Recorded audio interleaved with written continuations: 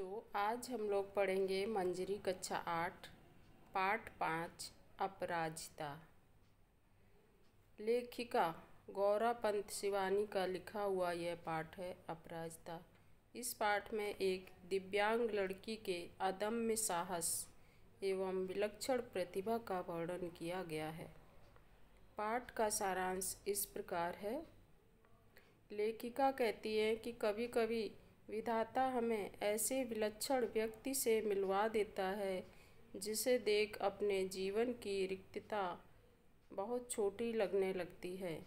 तब हमें लगता है कि शायद हमसे भी दुखी, हमसे भी परेशान लोग दुनिया में हैं। कठिन परिस्थिति में भी मनुष्य अपने साहस, धैर्य और निरंतर कोशिश से प्रगति कर सकता है। लेखिका ने इस पाठ में यही बताने की कोशिश की। चंद्रा एक विकलांग लड़की थी। उसे बचपन में पोलियो हो गया था। इससे उसका मुंह तथा निचला हिस्सा बेजान हो गया था। चंद्रा की माता टी सुब्रमण्यम ने हिम्मत नहीं हारी। उसने एक सर्जन से 1 वर्ष तक चंद्रा का इलाज करवाया। तब जाकर उसके ऊपरी धड़ में हरकत आई। निचला धड़ बेजान ही रहा। चंद्रा बहुत ही कुशाग्र बुद्धि की थी। 5 वर्ष की आयु में ही उसकी पढ़ाई शुरू हो गई।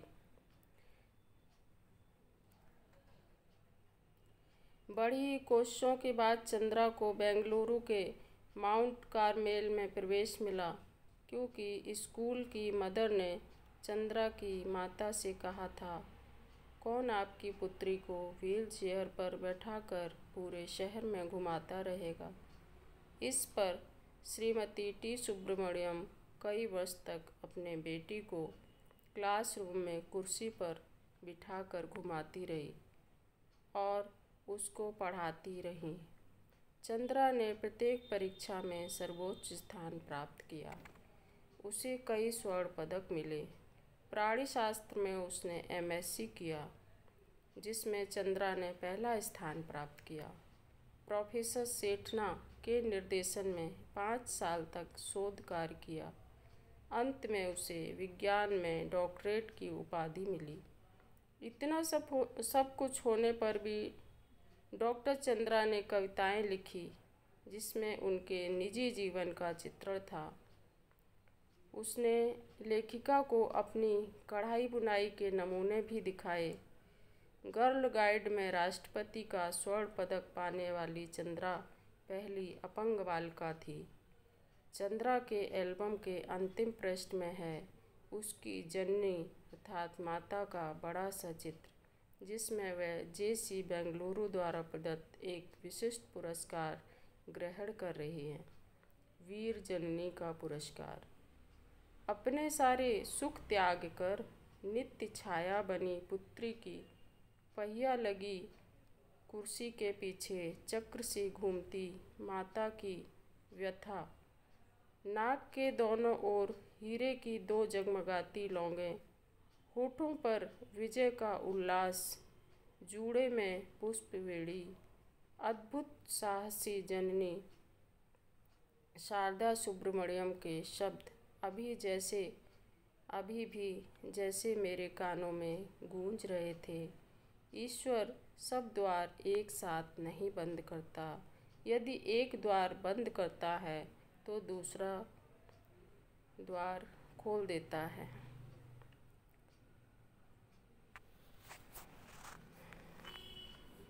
अभ्यास प्रश्न। पहला प्रश्न इस प्रकार है, हमें अपने जीवन की रिक्तता कब छोटी लगने लगती है। उत्तर है, जब हमारे कष्टों से बड़े कष्टों को कोई हंसकर झेलता दिखाई देता है, तब हमें अपने जीवन की रिक्तता छोटी लगने लगती है। लेखिका क्यों चाहती थी कि लखनऊ का युवक उसकी पंक्तियां पढ़े। उत्तर है, लेखिका इसलिए चाहती थी कि लखनऊ का युवक उसकी पंक्तियां पढ़े, क्योंकि लखनऊ के युवक का सिर्फ एक हाथ कटा था, जबकि लेखिका का पूरा शरीर बेजान था। वह उच्च शिक्षा प्राप्त कर रहा था। चंद्रा बचपन से ही अपंग थी, फिर भी उसने कभी भी हार नहीं मानी। डॉक्टर चंद्रा की कविताएं देखकर लेखिका की आंखें क्यों भर आईं? उत्तर है, डॉक्टर चंद्रा की कविताएं देखकर लेखिका की आंखें इसलिए भर आईं क्योंकि जो उदासी उन्होंने चंद्रा की कविताओं में देखी वह उसके चेहरे पर कभी भी नहीं दिखी।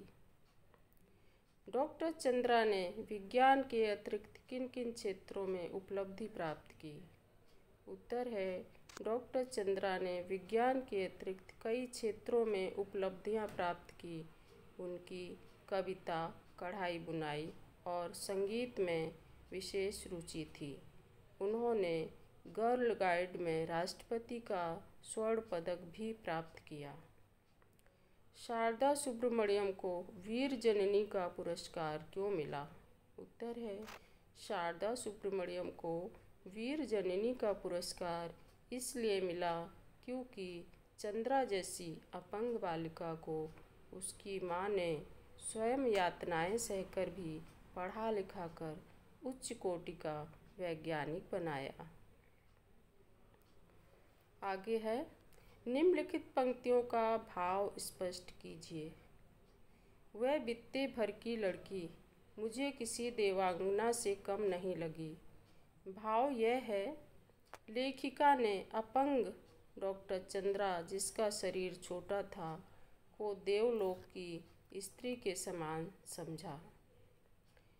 पूरा निचला धड़ सुन फिर भी बोटी बोटी फड़क रही है।